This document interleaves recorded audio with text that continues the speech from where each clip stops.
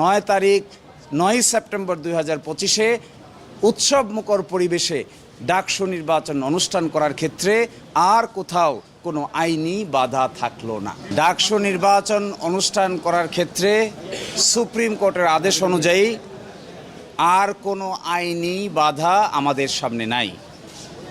আগামী 9 সেপ্টেম্বর ডাকসু নির্বাচন free, fair এবং ইম্পার্শিয়াল ওয়েতে ঢাকা বিশ্ববিদ্যালয় কর্তৃপক্ষ ডাকসু নির্বাচন অনুষ্ঠিত করবে ইনশাআল্লাহ। স্বাধীনতার পূর্বে ডাকসু নির্বাচন হয়েছিল 1924-25 সাল থেকে 71 সাল পর্যন্ত ডাকসু নির্বাচন হয়েছে 37 বার।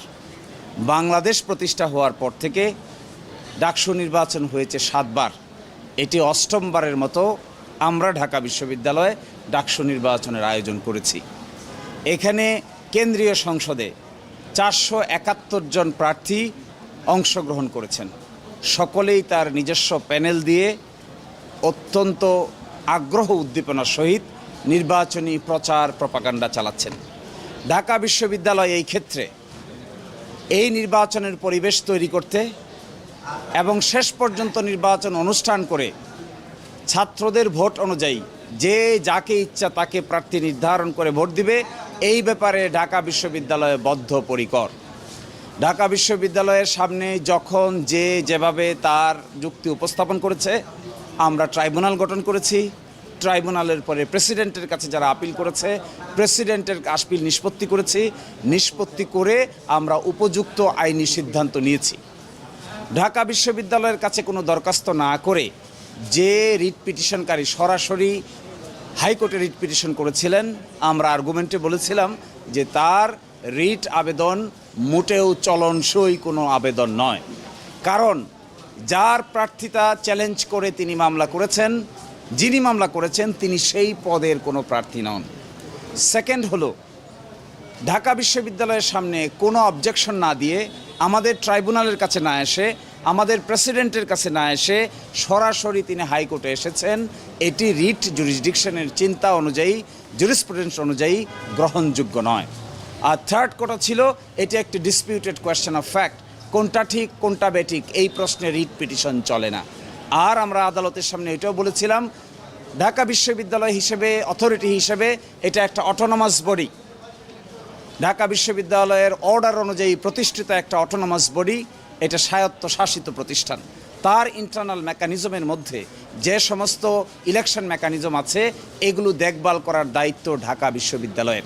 ঢাকা ইউনিভার্সিটি স্টুডেন্ট ইউনিয়ন যে গঠনতন্ত্র হয়েছে, এই গঠনতন্ত্র is approved by the syndicate. সেই অ্যাপ্রুভ গঠনতন্ত্রের ভিতরে আমরা বিধান করেছিলাম, যদি কারো অবজেকশন থাকে তাহলে তিনি রিটার্নিং অফিসারের দায়ের করতে পারবেন। রিটার্নিং অফিসারের সিদ্ধান্তে যদি কেউ ক্ষুব্ধ হয় তাহলে তিনি আপিল করতে পারবেন। যিনি আজকে রিট পিটিশন করেছিলেন হাইকোর্টে, আপিল বিভাগে যিনি রেসপন্ডেন্ট ছিলেন, তিনি রিটার্নিং অফিসারের কাছেও কোনো অবজেকশন দেন নাই। তার বিরুদ্ধে যে আপিল হয়েছে, আপিলেও কোনো অবজেকশন রেজ করেন নাই। যখন আমরা প্রাথমিকভাবে লিস্ট প্রকাশ করেছিলাম, সেই লিস্টেও তিনি কোনো অনাগ্রহ প্রকাশ করেন নাই।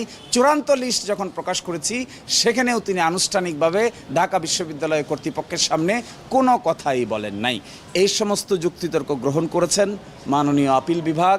গ্রহণ করে হাইকোর্ট বিভাগ যে ডাকসু নির্বাচনের উপর স্থগিতাদেশ দিয়েছিলেন, এটি অনারেবল জাজ ইন চেম্বার স্টে করে দিয়েছিলেন। আজকে বাংলাদেশের সর্বোচ্চ আদালত হাইকোর্ট ডিভিশনের আদেশের উপর স্থগিতাদেশ দিয়েছেন এবং 30 অক্টোবর 2025 পর্যন্ত এই স্থগিতাদেশ বহাল থাকবে।